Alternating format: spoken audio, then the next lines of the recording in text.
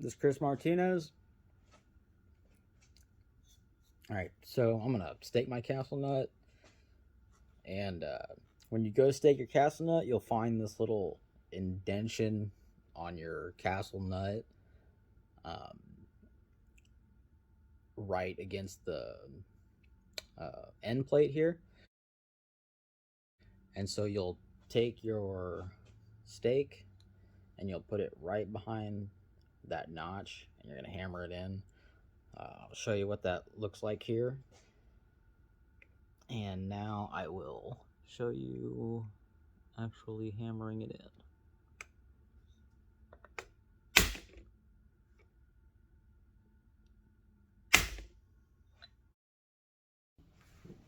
Alright, so here's my my binary trigger that I'm gonna put in this Aero lower. And so one of the things people get wrong on these a lot is that loop is actually not going in that pin. That's wrong. You want it just like that. That actually goes in after we put it in the lower. So there's a retaining pin here. There's a roll pin that keeps this whole assembly together, keeps it from falling apart. So go ahead and this will drop right in there.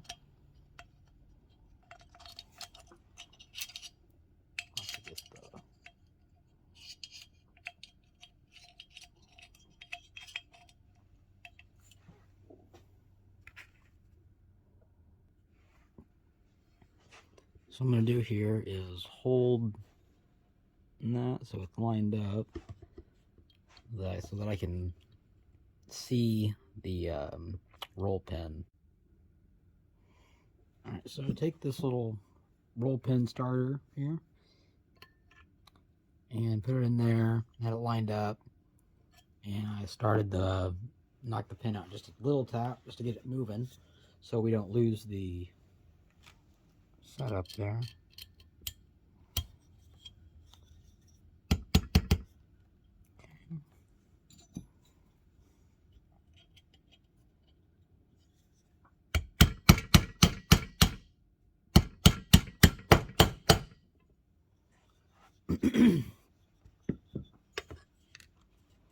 Oh, get that out. Let's see here. So you can see we've got the main piece sitting there. Now this little hook around there.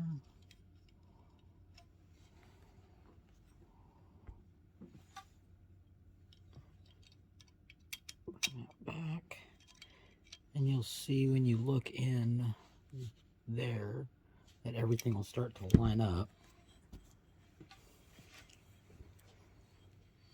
And so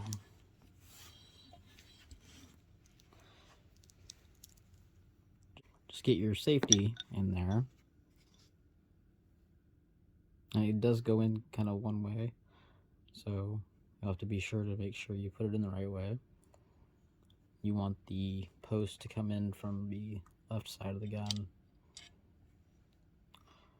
So, this is Chris Martinez, and I'm going to do my function check after putting together my lower.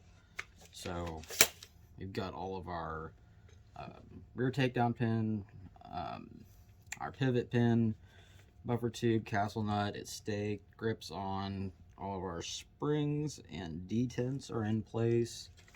So these all go in like they should. And so we'll start off with, okay, we will put it in safe. Now with these binary triggers, this is a safety that works inside of the gun. So when the bolt is back and it has reciprocated, this being back like this will not allow the trigger to be pulled even if it's in fire. So when the bolt comes back forward, then the trigger can be pulled. So we will the hammer back, and this down here is the single fire mode, and we'll flip that over when we do our next check. So now the hammer's back, and without that forward, we can't shoot the gun. It's in safe now. This is fire. Still won't fire. Now I go back to safe, press this forward, still nothing. I'm gonna go back to fire, push this forward, I'll push this forward, and the hammer drops. So let me try that again.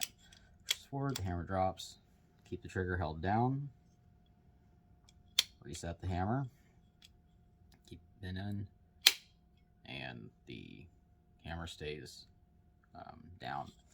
So now, with this being a binary, I'm going to release the trigger, or the hammer.